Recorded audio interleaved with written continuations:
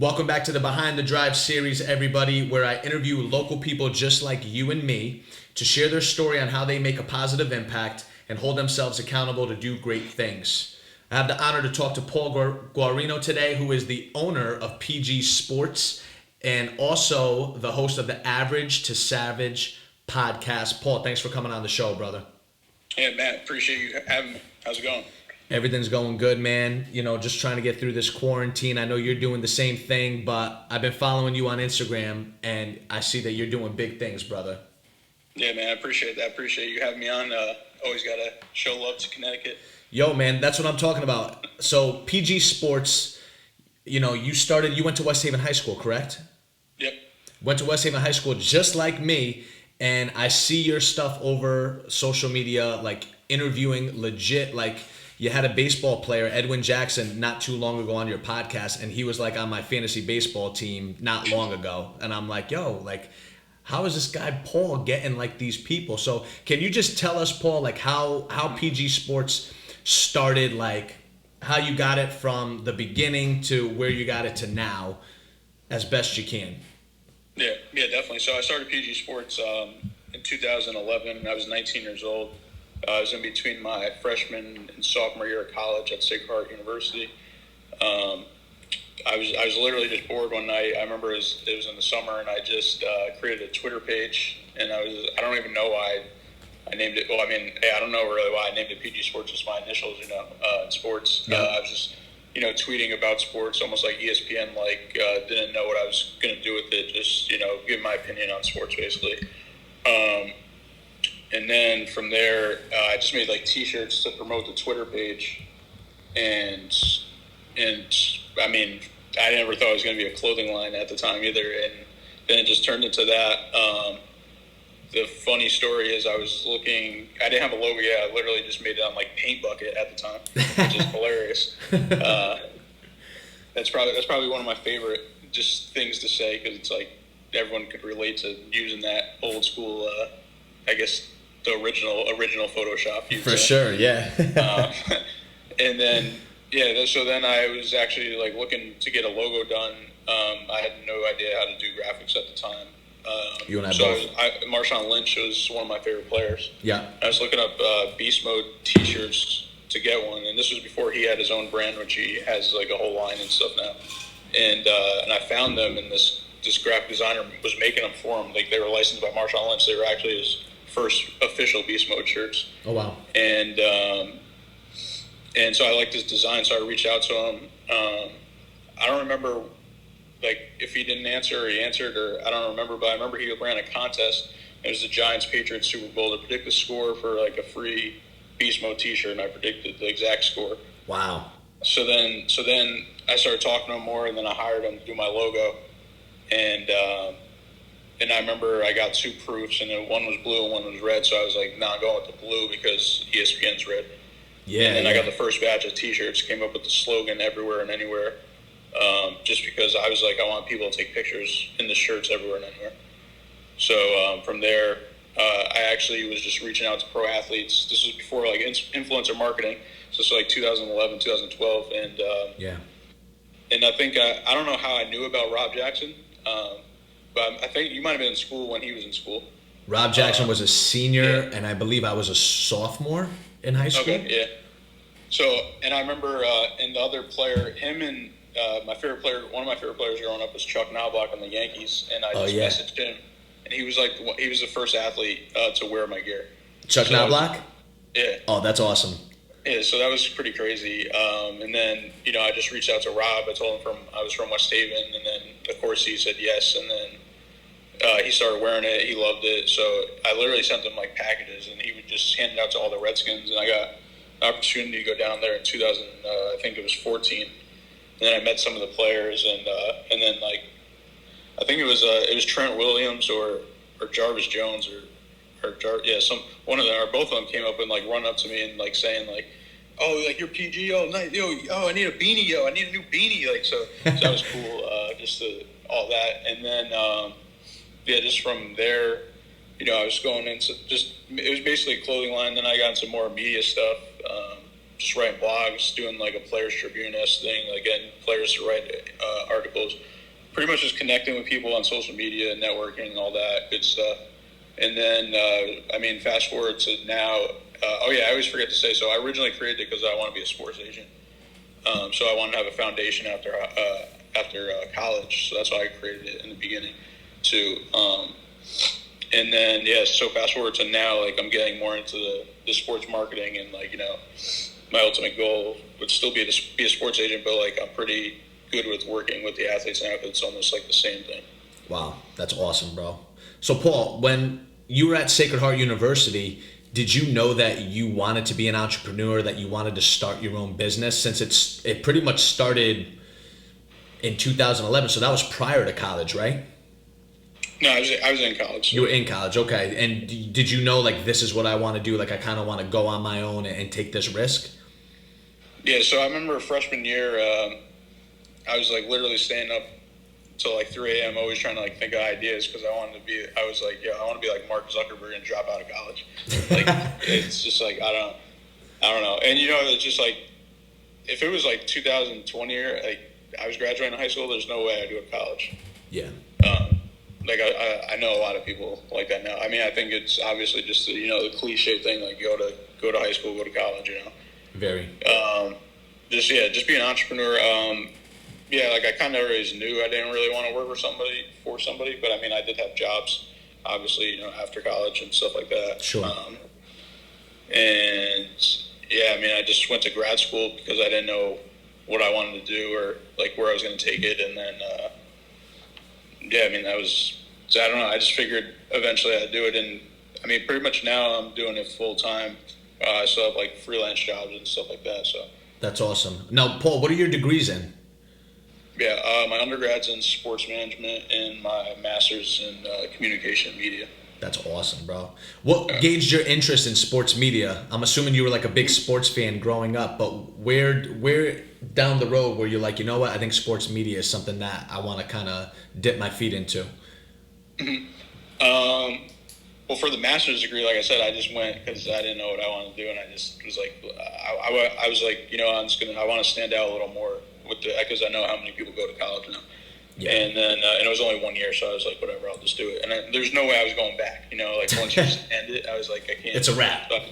Yeah. So then I don't know. Yeah, probably just growing up. Always a big baseball fan. Just I love stats too. So I'm assuming you're a Yankees fan. What was that? I'm assuming you're a Yanks fan because of Chuck Knobs. Yeah, definitely. That's awesome, bro. What do you think's your biggest challenge, like as an entrepreneur and an independent business owner right now? Mm-hmm. Like during coronavirus or before? Either or. First of all, like, I'm big on social media, so it's like my bread and butter. If I didn't have social media, like PG Sports wouldn't be what it is. So, gotcha. I mean, always adapting to the social media changes, which is pretty much every week, I'd say, at least, with the updates and all that. So adapting to that stuff, just learning new things. Like now I know all about T-shirts, which I never thought I'd know about T-shirts and cotton fabrics and all that. So stuff like that. I mean, I know a lot of stuff. I know a lot of law stuff now. I know how to trademark stuff. I know how to do. So I feel like I'm a jack of all trades. I know how to, like, I don't know. It could be anything. Like, I feel like I'm. If you learn to do it, then you could be good at anything. Yeah, but you got to put the time in, because I'm sure even if it came easy to you, you still had to put that time in to learn about all of those things to get to where it is now. Correct? Yeah, definitely. Like even like coronavirus, it's just like what have you learned new stuff? Like I've been messing around with Final Cut more just to figure out more stuff. Even just getting on the lives, like putting myself out there on camera, which I never really do. Yeah. That's different to me too now, but now I'm kind of comfortable with doing it. So yeah, just always learning new things. I love it, man. That's awesome. Where do you find inspiration to keep trying new things with PG Sports, or to just continue what you're doing on a regular basis? Yeah. So I feel like I always get this question, but I never really answer it that well. But I think it's just all the stuff that I feel like I just watching stuff, just looking at stuff. I think it just all goes into my brain, and sometimes I don't know I don't remember where it came from, but it's just like everything that I'm doing and watching and learning. Especially like I'm sure during Corona, it's probably been a little bit more challenging with the fact that sports aren't even really going on right now. So it's tough to find inspiration to like, see these athletes that are excelling. Paul, do you think that since Corona, is it easier for you to kind of connect and reach out to athletes since they have a little more downtime? Yeah, so I mean that's been the thing too. Like I've been doing almost every day like these interviews on Instagram Live, and I'm just like, I like 1 week I was like, all right, I gotta stop. Like there's been too many of them. Like sometimes I'm doing like 8 per week. Yeah. And I'm like, all right, like, but like nobody's saying no, so it's like I That's can't awesome. stop doing it right now. Or like I did like this week I did 4, but I condensed it into like 3 days instead of like spreading it out more. Yeah, scheduling it, I'm sure, is because then you have to. Do you edit any of your interviews with them, or do you just kind of take it and go right from the IG Live? Yeah, for the Instagram Live, I'm not really editing. I'm only editing the beginning and the end because it's always like weird into beginning and end. But yeah, and the other question I think we were talking about, or just before, like how was I getting all these people? Like Edwin Jackson, I didn't know at all. I mean, we just been following each other. But most of the people I either talked to before or just met since I've been doing this for like 9 years now. That's awesome. How often do you film episodes for the Average to Savage podcast? Yeah, so I mean, at the beginning of it, like I like the progress of it so far, just because I'm coming up on my 100th episode. I started out just doing audio. I did one in-person one. I did one on Instagram Live. Yep. And now I'm doing them over Zoom, and I don't think I can go back to just audio anymore. Yeah. Do you put them? I was like, how did I do this before with just talking to people over the phone without seeing them? Yeah, that's wild, man. Do you post any of your podcasts on YouTube? Yeah, so everything is everywhere. Everything's on YouTube. Everything's on Spotify. Everything's on iTunes, or whatever you want to call it, Apple Podcasts now. Yep. And now the Average to Savage podcast, can you tell us a little bit more about what that is exactly, Paul? Yeah, for sure. So I didn't name it the PG Sports Podcast, which I named the Instagram Lives because somebody has PG Sports Podcast, so I got mad. And I have the trademark and stuff, so I don't know what they're doing still, but can't really do anything really about that. But yeah, so the Average to Savage, I named it that because I didn't want to interview only athletes, so I'm interviewing entrepreneurs, artists, authors, pretty much anything, celebrities. I interviewed a professor from Duke before, like anything pretty much. Wow. That's sick, man. It sounds like you have a lot going on, with the whole sports media, with the podcasting. How do you balance your work life from your home and personal life? Mm-hmm. I mean, I feel like I'm not really ever not working in a sense of, even if I'm out, I'm still, answering people's texts. Maybe not like emails per se, but definitely text. I don't know. I think a lot of people are fake busy, and I think that's super real because even when I was working my 9-to-5 job, I was still coming home, and I was like, there's an exception. Obviously, if you have a family and kids, that's a little different. But I'm saying if you're a single person, and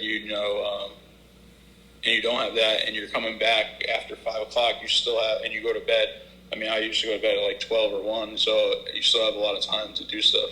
It sounds like you take advantage of pretty much all the time throughout the course of the day to make sure that you get done whatever it is that you're trying to get done. Yeah, I mean, even during my 9-to-5, I was taking calls. Like, I just go outside and just take calls. Would you do anything differently if you were given the opportunity?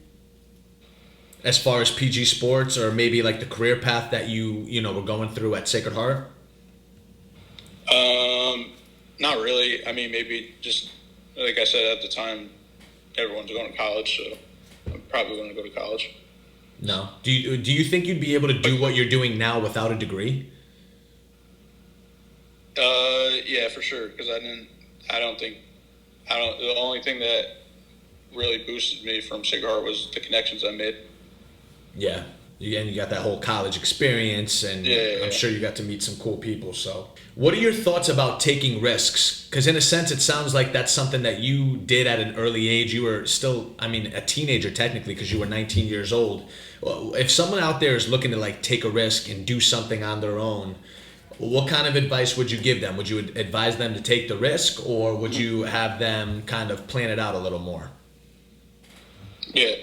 Well, I mean, I think that's one of the biggest things that people fail at is just always planning and planning and planning. Like, people always tell me, even to now, like, yo, write up something. I'm like, no, like, I'm going to do this. Like, I'm not writing up anything. Like, it's a waste of time. Like, sometimes it isn't, sometimes it is. But yeah, even just like I've been, like, I think I know I'm going to start even just tweeting about just like failures that happened to me.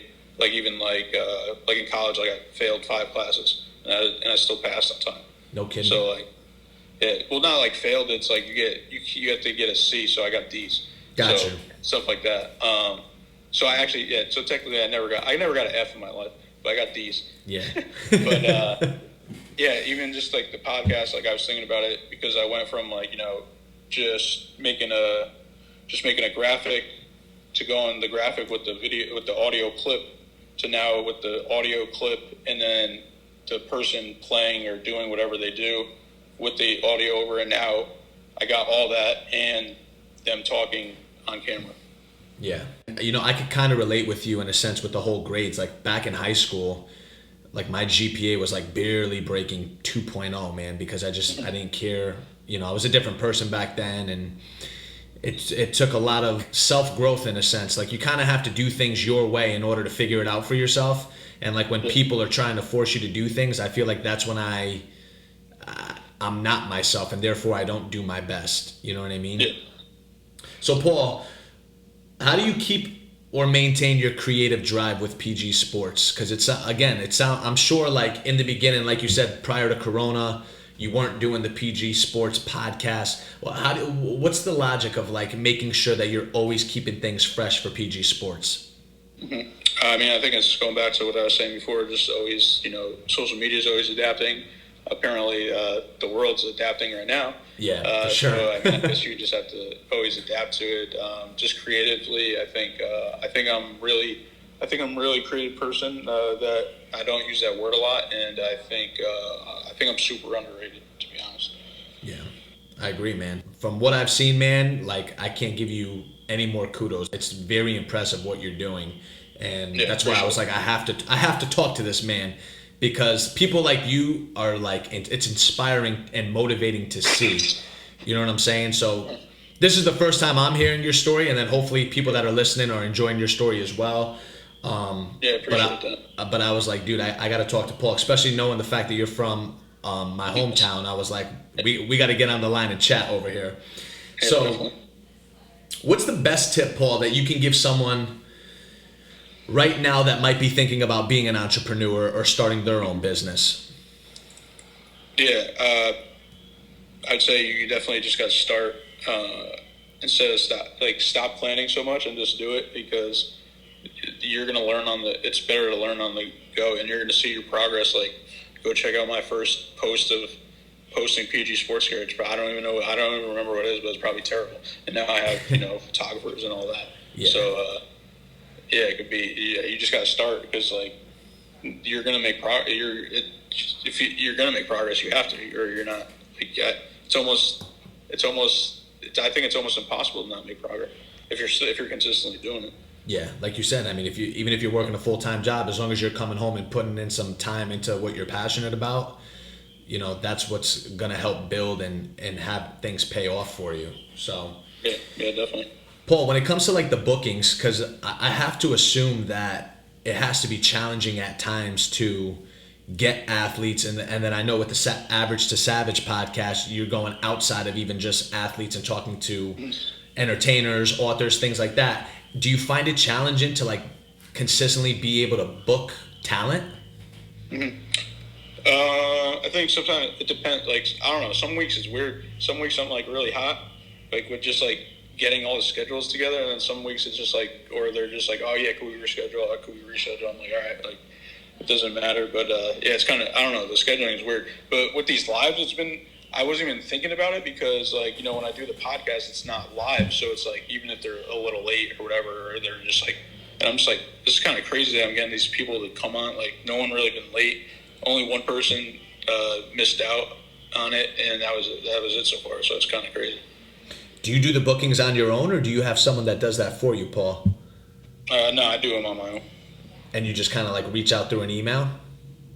Yeah, or DM. Well, yeah, that's another underrated tip. People don't realize that most people have their emails and their bios on Instagram. So yeah, that's how I probably get through to the bigger people. Got you. That's awesome, man. Do you have any goals for PG Sports that you want to accomplish by the end of the year? Any specific goals? Probably just getting more athletes to work with on the marketing side. I mean, obviously it's just a weird time right now, so I'm not really setting any like hard goals for that wise because of this. But yeah, no, just keep on growing in general, and then just working to the ultimate goal to be an agent or just get bigger clients. And now, do you still sponsor athletes? Not well, sort of, not really, but I'd say like for gear wise, sure. Like if somebody asks me for something, like they're gonna give me a shout out, sure. Like I'll give them gear. But you don't have like any set ambassadors or anything like that? Well, I mean, the people that I work with that are on the marketing side, they're pretty much my ambassadors also, just because I work with them. It's pretty much just it's almost like a package deal because it's like they're working with me, so they're gonna wear my stuff. Yeah, for sure. That's awesome. What do you think about this upcoming like summer and fall with sports, considering the whole pandemic? Do you think we're going to get back to some live sports or what? So I don't know anymore, but I mean, I felt like golf would be back already by now. Yeah. I mean, I know that the charity event one, but I thought the PGA Tour would be back at least, and then like maybe like tennis. Which I thought was kind of weird that nothing's really. But then, baseball, they said it might be back in July. Football, thinks they're playing. And I'm like, California schools are already closed down for fall, so I don't know how those college kids are going to play. And I also heard that if one team in the conference can't play, then all the teams can't play. Oh, wow. Yeah. Yeah, man, it's going to be interesting. I have no idea. Going to be interesting. And the NBA, the bubble thing with Disney World, I think that'd be cool, though. That would be cool. Yeah, they're shooting for possibly the end of July to do that.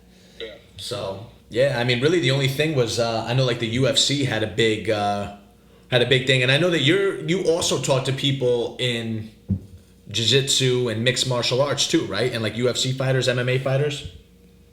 Yeah, so that's another niche of mine, just working with boxers and MMA fighters. So yeah, the UFC's. I mean, it's kind of crazy that all that is still going on. A lot of the guys that I work with fight in Bellator, so Bellator MMA hasn't came back yet. Yeah. So I'm just waiting on that too. Awesome, man. Well, Paul, I got one more question for you. I like to end all my episodes with this question. What tips or advice would you give a listener right now on how to stay driven or just maintain a positive mindset no matter what they're doing? Because someone like you, man, you could just tell that you have that drive. You're always promoting something on social media. What advice would you give somebody that, might be younger than you or in the college level that is having a hard time? How can they keep that motivation and keep that drive?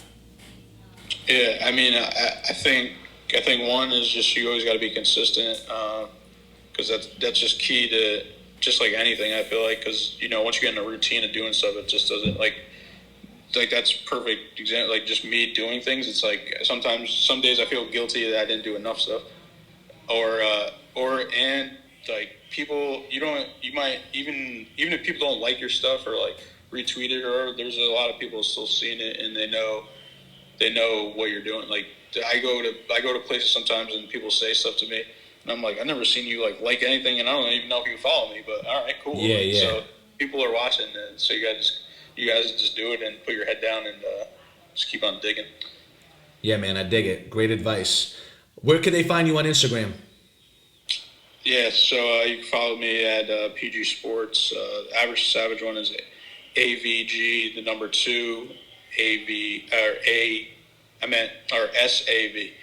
SAV, got you.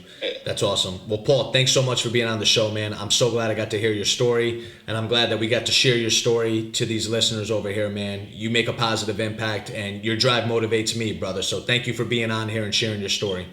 Appreciate you having me. Yeah, let's link up and maybe we could collab on something too.